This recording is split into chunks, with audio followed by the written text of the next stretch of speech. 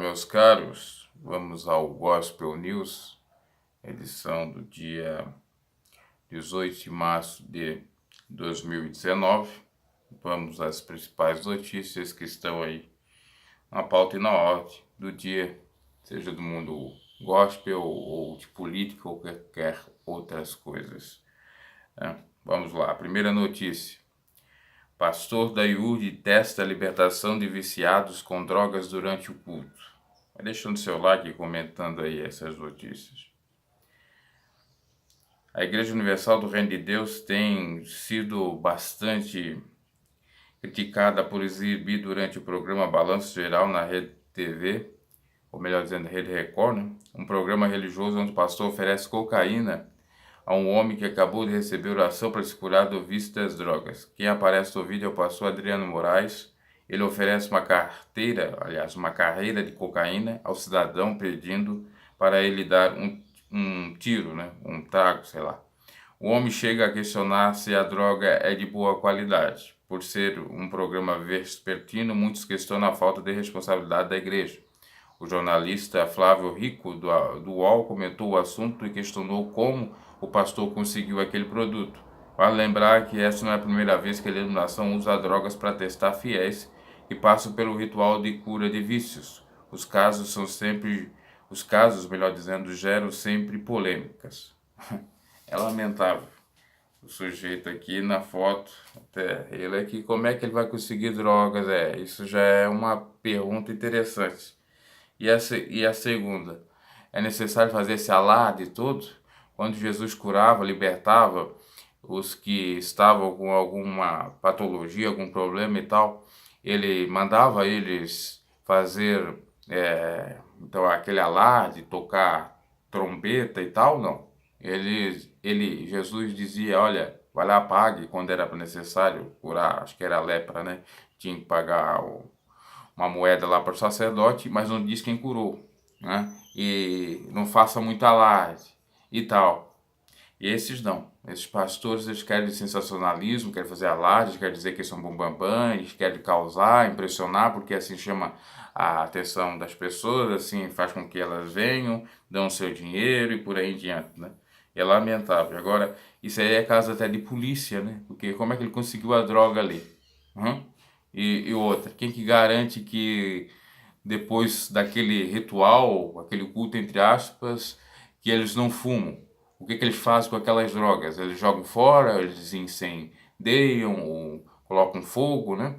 Ateiam fogo, o que eles fazem? É algo a se pensar mesmo. E a Igreja Universal, ela se destaca com essas aberrações aí, né? É uma aberração uma atrás da outra. Eu respeito alguns que estão, alguns não, eu respeito todos que estão na Universal, mas compactuar com coisas desse tipo, dessa natureza, que não é do Evangelho, é realmente muito equivocado e eu estaria até contra o próprio Evangelho, né? Então, quando você vê abominação no lugar santo, isso já é um caso nesse sentido. Ah, libertação, mas não é bem assim, é para enganar, né? Fuja, né? Saia, o Evangelho não é isso.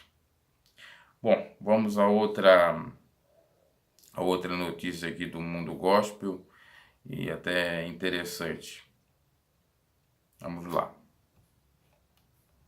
Aquilo que eu já até disse em outra oportunidade no próprio Gospel News, mas cabe salientar, né, para demonstrar obviamente que foi notícia e que é verdade, que é referente ao caso de Suzano. Atirador da escola em Suzano tinha a frase de Bíblia satânica escrita em caderno. Quando eu disse que tinha o ocultismo, tinha, né? O jovem também escrevia táticas de jogos de videogames, palavras de ódio e desenhos de armas. Nos cadernos de Guilherme Talci Monteiro, 17 anos, o menor, né, um dos autores, a polícia encontrou uma frase da Bíblia satânica. O texto escrito pelo jovem dizia o seguinte: quando caminho em território aberto, não aborreça ninguém. Quando caminhando em território aberto, não aborreça ninguém. Se alguém lhe aborrecer, peça-o para parar. Se ele não parar, destrua-o. É o que está na Bíblia satânica, né? Claro, fomentando a violência. Além dessa citação, as anotações mostram que o jovem escrevia as táticas de jogos de videogame. Ó, aqui tem até os nomes de todos eles, como o Garena Free Fire e Call of Duty. Além ah, além de outras muitas palavras de ódio, desenhos e armas. A Polícia Civil está analisando os celulares dos atiradores e ainda os computadores que estavam usando ou sendo usados por eles na Lan House no bairro onde Guilherme Luiz Henrique de Castro, 25 anos, morava. Segundo a Secretaria de Segurança Pública de São Paulo, a motivação dos atiradores ainda é desconhecida. Sabe, porém, que o crime foi premeditado por mais de um ano e que os autores dos massacres usaram um fórum extremista na chamada Deep Web, né, web ou rede profunda, para pegar informações de como realizar o ataque. Então temos aí a Deep Web, temos videogame e temos Bíblia Satânica. O que faz exatamente esses jovens procurar isto? Obviamente que a falta de educação, algum problema psíquico, por conta até mesmo dessa falta de educação, eu diria até falta de condições socioeconômicas para que ele pudesse se divertir de outra forma ou qualquer coisa nesse sentido. Claro que nada justifica, né? Até porque se ele quisesse, por exemplo, um emprego, poderia até pedir para o seu tio, porque ele acabou matando dos tios dele, né? Um daqueles jovens ali matou o tio que era dono de uma revendedora de carros, né? Por isso que eu digo, a cabeça vazia é realmente oficina do inimigo, é um ditado aí já, que eu até fiz um comentário num vídeo. E se você for dar brecha para o inimigo, a coisa acontece mesmo, né? Procurar coisas ruins, alimentar isso, alimentar as frases, os ditos de Bíblia satânica e outras coisas mais, realmente a coisa fica gravosa, né? Se perde totalmente o norte, o inimigo lhe engana, né? Ele tira o raciocínio divino e faz você fazer barbáries como se fosse aí o grande cara e vivesse, né, de acordo como um herói. E não é bem assim. Essa é a ilusão do inimigo que para enganar-se de faça de anjo de luz. E inclusive, para quem não sabe, tem uma frase que eles diziam o seguinte, nesse fórum da Deep Web. Olha, mata que tu vai ter lá 7 virgens e tu vai estar junto com Deus. Isso é uma fala de algumas até religiões, parece do Oriente, não digo religiões lá, o propriamente o islamismo, mas do radicalismo, né? De algumas religiões lá do Oriente Médio, que diz isso. Bom, vamos a outra notícia aqui. Nunca houve tanta pressão sobre a Lava Jato, afirma Dallagnol. O MPF, melhor dizendo, do Ministério Público Federal, está contra a decisão do STF, Supremo Tribunal Federal, sobre passar crimes comuns para a Justiça Eleitoral. As decisões do Supremo Tribunal Federal sobre o envio de Caixa 2 ligados a crimes comuns como corrupção e lavagem de dinheiro foram criticados pelo procurador da Força Tarefa da Operação Lava Jato, Deltan Dallagnol. Nunca houve tanta pressão sobre a Lava Jato como na última semana, afirmou o mesmo. Nós nos comprometemos a fazer de tudo e queremos os melhores argumentos técnicos e jurídicos para defender o nosso trabalho e para continuar atuando do melhor modo possível contra a corrupção, mas nós precisamos reconhecer que muito saiu do nosso controle. A decisão de suspender o acordo que permitiria a criação de uma fundação para gerir os recursos de 2,5 bilhões que a Petrobras foi multada a pagar pelas autoridades americanas também foram questionados pelo procurador.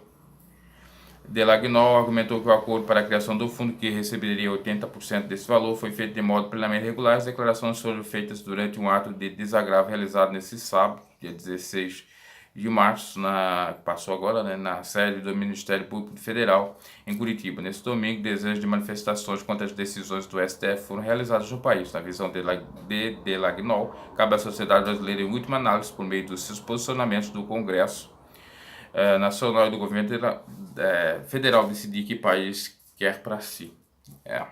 Porque o que já foi feito, o estrago já foi feito. Agora cabe o quê? Aprovar o projeto anticorrupção para que, de fato, tenha, então, a impossibilidade disso na prática se configurar, dessa decisão aí do STF, da turma toda ser solta, né, que estão processados e condenados pela Lava Jato. Eu já há pouco vi um comentário, não era bem um comentário, já era até mesmo a fala de um senador projetando ou propondo um projeto de lei a fim de regulamentar o STF para acabar com os cargos vitalícios, né? Porque o sujeito entra no STF, é nomeado, ele fica, se ele tem 40 anos, ele fica até, pode ser até menos, né? Acho que é acima de 30 anos, 30, 40 anos, fica até 75 anos, não sai mais, não é substituído. A não ser que venha ter algum problema com doença ou a morte, né? É a única maneira de tirar o camarada do poder. E aí o projeto de lei desse senador é o seguinte, de reduzir, né, e acabar com o cargo vitalício e reduzir para um mandato como de senador de 8 anos. Então somente. Aí não tinha como se reeleger, né? Passaria para um outro. E continuaria ainda sendo nomeado pelo presidente, que eu acho isso uma coisa equivocada, em até um mês, e depois 4 meses ou 120 dias para que o Congresso fizesse a sabatina e aprovasse então o sujeito como novo ministro supremo.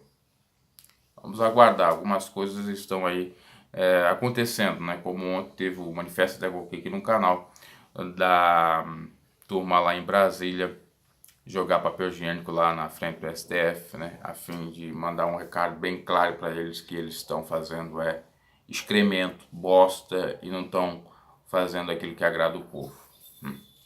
E é necessário realmente essas manifestações. Ok, essa foi mais uma edição do Gospel News. Você já deve ter percebido que eu fui um pouco meio atabaloado aqui, é porque eu não estou até muito bem para fazer esse Gospel News, né? Tive um probleminha de saúde aí no final de semana e estou um pouquinho se recuperando acerca disso. Então estou um pouco atrapalhado. Mas vamos lá, né? Que Deus nos dá a vitória. Deixe seu like, comente e até uma próxima edição.